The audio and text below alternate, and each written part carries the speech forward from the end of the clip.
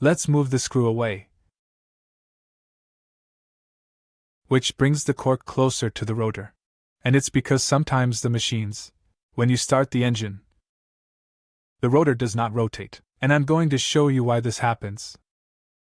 When the machine is turned on and the rotor does not rotate, well, let's turn on the machine, and let's see what the engine on sounds like. But it doesn't spin, the rotor of the machine. That's when we listened. Activate the switch. He turns on the machine, but we see that it doesn't spin, and the machine won't work on us either. I'm going to show you what we should do. We loosen the brake bolt and loosen this nut. And what we're going to do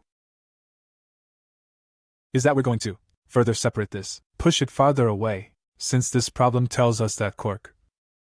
It's very close to the rotor. We turn off the machine and do exactly this, and obviously they're going to have a burning smell. But don't worry. It's not the motor, it's not just the winding, it's the burning smell of cork, since it's stuck to the rotor. So what do we have to do? We must push it away so that it does not adhere. We're going to move the screw which brings the cork closer. And we open it.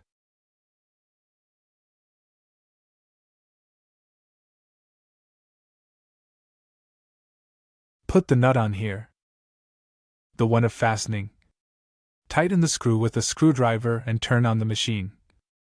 And we rehearsed again.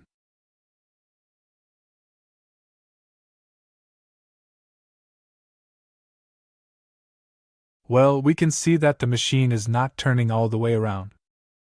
But if you smell the smell of burning, you should push it away a little bit. We step on the pedal, and the moment we release the pedal, the machine must brake immediately.